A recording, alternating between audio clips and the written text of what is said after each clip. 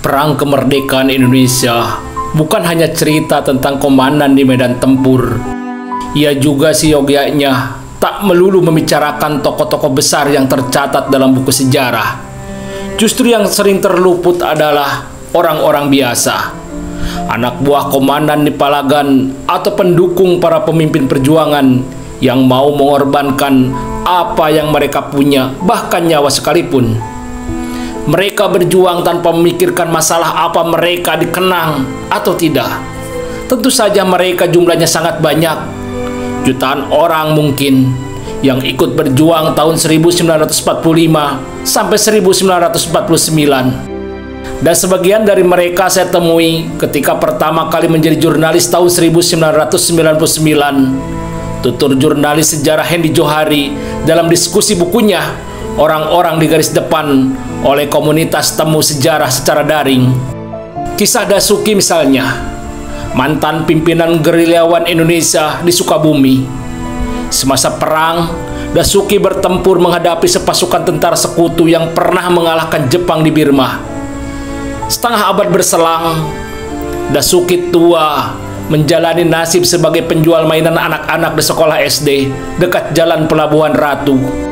Anak-anak bocah kerap mengerumuni Dasuki yang terampil membuat mainan bebek-bebekan dari kayu. Padahal dia dulu pemimpin satu kompi pasukan yang menghancurkan prajurit-prajurit sekutu yang menang perang di Birma. Ini cukup mengagetkan buat saya. Jadi saya berpikir suatu hari saya harus menulis tentang dia, ujar Hendy. Dari sekian banyak veteran perang yang ditemuinya, menurut Hendy, hampir semua terlibat dalam pertempuran besar. Sayangnya, sejarah hanya mencatat lakon para pucuk pimpinan.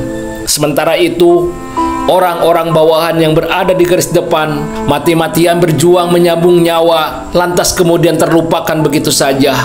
Mereka hanya dikenang dengan sebutan para pejuang.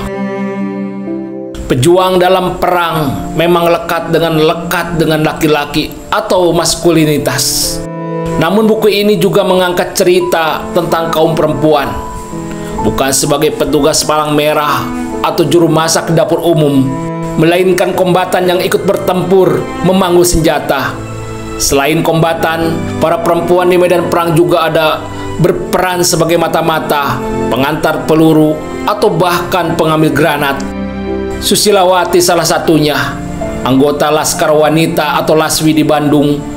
Pada tahun 1946 itu, dengan menunggang kuda, dia menenteng satu peti berisi kepala seorang perwira muda Gurkha dari Kesatuan British India Army atau disingkat BIA, yang berhasil ditebasnya dalam duel 1 lawan 1. Peti berisi kepala musuh itu kemudian diantarkannya ke markas komandemen Jawa Barat. Pemandangan ini bikin Kolonel Abdul Haris Nasution, Panglima Komandemen, bergidik ngeri sekaligus terpukau pada keberanian perempuan pejuang di Front Bandung. Selain itu, di Bekasi juga ada kesatuan bersenjata bernama Sri Kandi Indonesia yang berdiri dari putri-putri petani. Mereka bertempur di bawah pimpinan Laskar Rakyat Jakarta Raya. Begitu bejibunnya perempuan yang ikut bertempur di garis depan sampai membuat Kolonel Mupreni Mukmin, Komandan Resimen Cikampek, kebingungan sekaligus prihatin. Banyak yang gugur dalam pertempuran, tapi di sisi lain, keberanian mereka melebihi laki-laki. Dari keadaan inilah kemudian komponis Ismail Marzuki menciptakan lagu Melati di Tapal Batas yang mengajak para Sekandi itu kembali pulang dari medan perang. Para perempuan itu tidak memiliki urat takut lagi, kata Hendy Jo. Karena situasi perjuangan saat itu, mereka juga ikut membangun senjata dengan penuh semangat. Motivasi para pejuang di garis depan pun menarik disimak. Orang hari ini mungkin akan terkejut mendengar satu kompi orang-orang Kristen menginduk kepada Laskar Hizbullah yang berafiliasi Islam. Itulah kompi bentukan Yotam Marcasam, seorang anak pendeta Kristen berisikan pemuda-pemuda Kristen di wilayah Gunung Halu Cianjur. Pada 1946, Kompi Yotam bergabung dengan Batalion 3 pimpinan Muhammad Bashir. Keyakinan agama yang berbeda bukan penghalang mereka untuk berjuang bersama melawan penjajah. Pasukan inilah yang menjadi momok bagi tentara Inggris yang melewati jalur Cianjur Bandung sejak akhir Desember 1945 hingga pertengahan 1946. Yang dipikirkan oleh pejuang Kristen ini bukan sekadar keyakinan atau agama. Mereka menomorduakan itu. Yang penting adalah mereka ikut aktif membebaskan negara dari kolonialisme bangsa lain. Meskipun para kolonialis itu beragama sama dengan mereka, mereka tidak peduli. Bahkan mereka ikut berjuang dengan orang-orang yang secara keyakinan berbeda, jelas Hendy. Tapi segelintir pejuang yang turun ke front untuk termotivasi dengan alasan yang unik dan agak nyeleneh, bagi mereka yang berjiwa nasionalis, adalah aib bagi seorang pemuda yang tidak berjuang menghadapi tentara Belanda. Secara psikologis, ada yang jadi pejuang karena tersinggung kejantanannya dilecehkan dengan moto yang berlaku saat itu. Yang tidak ikut perang bukan laki-laki. Ada yang memang ingin menjadi tentara, ada pula yang ingin terlihat gagah di depan cewek-cewek.